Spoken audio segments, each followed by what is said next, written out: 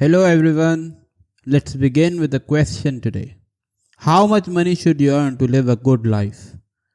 Everyone looks at the names like Elon Musk, Jeff Bezos, and Warren Buffett, and then there comes on us this pensive mood that we will never be able to live such a good life as them. We are mistaken because we look at the quantity of wealth but overlook its quality. Today we will look for some money earning advice from a man whom Dante called the master of those who know, i.e. Aristotle. No doubt everyone is concerned about earning money, too much concern we should say. But our passion for earning money, or dare I say our addiction to earn money, clouds our rationality. We forget to think about it with the mind. We always let emotions have their say when concerned with money. You might be thinking, but how is it possible that we think in this manner? Because we earn money, we plan it out, we have our yearly budgets and targets to achieve. Surely there is some mental effort there. Obviously we put our minds to use in money matters, but we rarely do it for our betterment. We compete with others to have more, not as Aristotle advises us to have enough. His ultimate aim in presenting his philosophy on the whole is to argue for a case for how and why to live a good life or achieve eudaimonia, the perfect state of happiness. Aristotle in the fourth book of the Nicomachean Ethics gives a description of the most excellent usage of money necessary for eudaimonia. Things that have a use can be used both well and badly. Wealth is something that has a use, and each thing is used best by the person possessing the excellence relating to that thing. Wealth then too will be used best by the person possessing the excellence related to money, and this is the open-handed person. To understand how he concluded this character trait, we need to first understand the crucial difference between use value and exchange value of money. In the first book of Politics, Aristotle describes money as a development of exchange.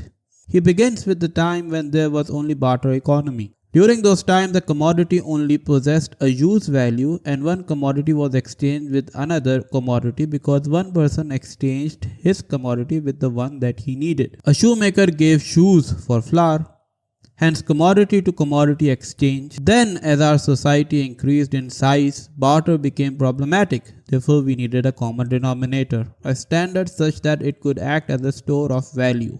Money became that standard. It was used to exchange one commodity for the other commodity, which means that money had a use value. This cycle is called commodity money commodity. Aristotle calls this the natural way of using money along with the barter economy.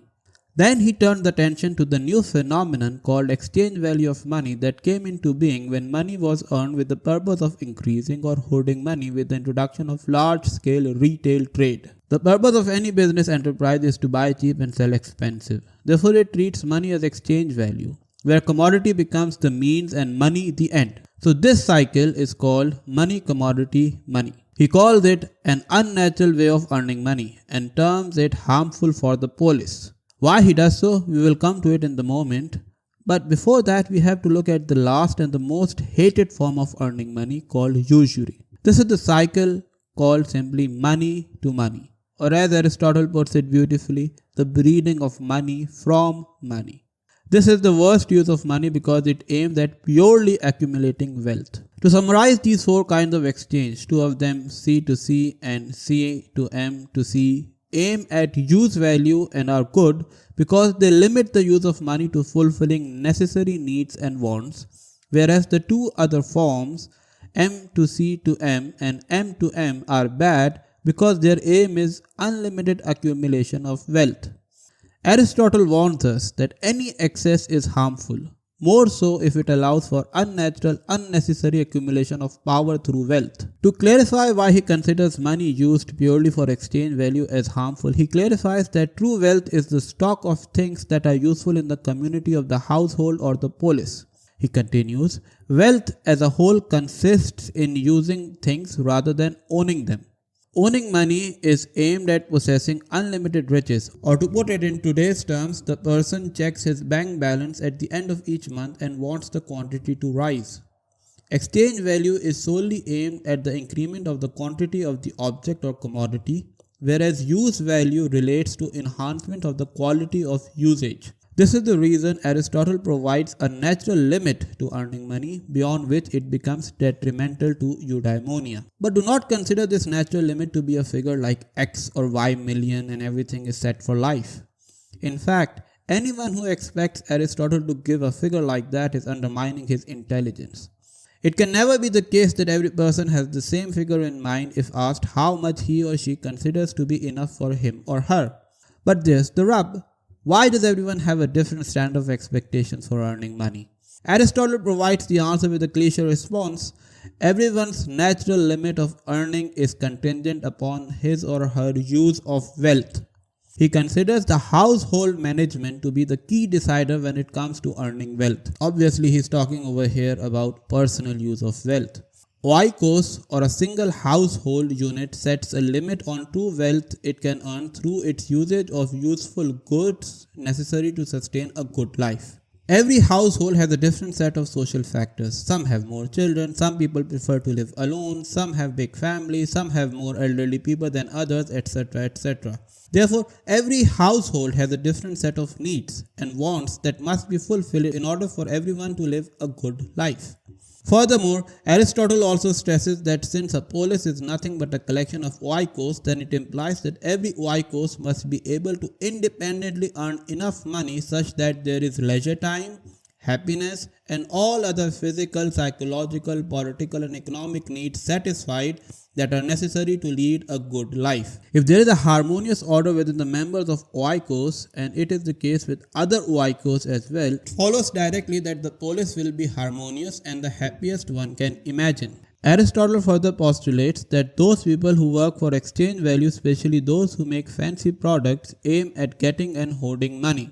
He says about them that they do so by some other means, employing each of the faculties in an unnatural way, and make all these faculties means for the business of providing wealth, in the belief that wealth is the end and that everything must be directed to this end. The direct consequence of this way of earning money is that it corrupts the professional art because it directs the effort onto unnatural usage of exchange value rather than the natural usage, that is the creation of use value. Let's take the extreme example to understand what Aristotle is trying to say here. Let's say that every glass was made for luxurious purposes, which means that if all glasses were made as showcase pieces, then we will not have a glass to drink water from. The purpose of glass is to hold water so that we can drink, but if all glass making art is dedicated to making fancy glasses that cannot be used for drinking, then these artists have laid waste of their art and done a big damage to the society.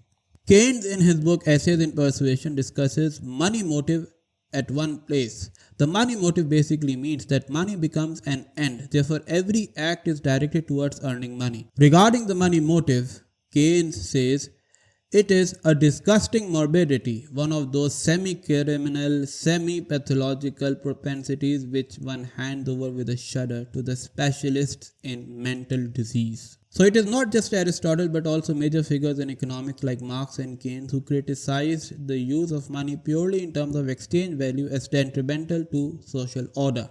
As discussed earlier, different oikos make up the polis, and the harmony amongst the former keep harmony in the polis. As soon as citizens get involved in acts of unnatural money hoarding, it disturbs the resource distribution amongst the households, thereby disturbing the social fabric of the polis. People who should have money do not get money because the circulation is disturbed by some individual's desire to hoard money. There are further reasons that can be found in Aristotle's writings to answer the question why only money-seeking life is not worth living. He says that money making is endemic to the life of pleasures, not to a good life. He explains, if they are not able to supply their pleasures by the art of getting wealth, they try other causes, using in turn every faculty in a manner contrary to nature. The quality of courage, for example, is not intended to make wealth, but to inspire confidence. Nevertheless, some men turn every quality or art into a means of getting wealth. This they conceive to be the end, and to the promotion of the end they think all things must contribute.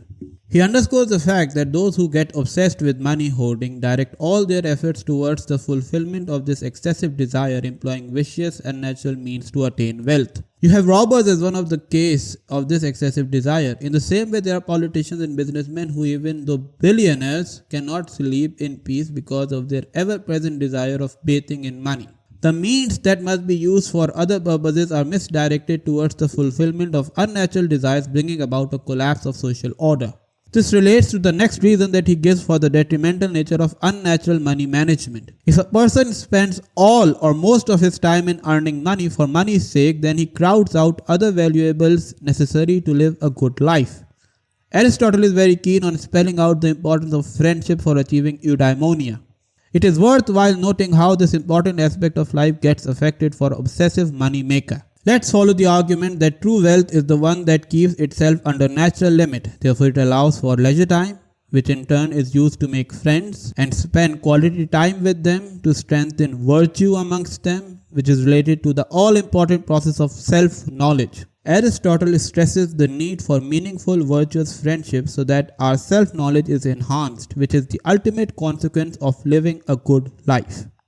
This can only be achieved if the person does not work under the slavery of greenbacks. On the contrary, such a healthy good life can only be experienced by those who use true wealth for self-knowledge. Aristotle explicitly states in Nicomachean Ethics, the life of the money maker is of a sort that is chosen under compulsion of need.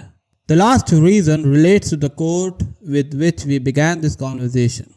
It relates to Aristotle's doctrine of the golden mean. In order to be excellent at managing money, one must stay away from unnecessary gathering or earning of money. The main motivation for these unnecessary needs is bodily pleasure, according to him. As he says, those who do aim at a good life seek the means of obtaining bodily pleasures. And since the enjoyment of these appears to depend on property, they are absorbed in getting wealth. And so there arises the second species of wealth getting. For as their enjoyment is in excess, they seek an art which produces the excess of enjoyment. It harks back to Plato's idea that pleasure begets pleasure, or in today's parlance we can say that the capitalist system is responsible for the manufacturing of excessive, unnecessary needs and desires to increase economic profits. These are the guidelines that Aristotle provides us such that we can keep ourselves within the natural limit of existence in total, given the fact that we have the capacity to break that limit and enjoy immensely in it. His theory does not prohibit earning money, but makes us question at each moment if we are profiting ourselves at the expense of others. Thank you, everyone.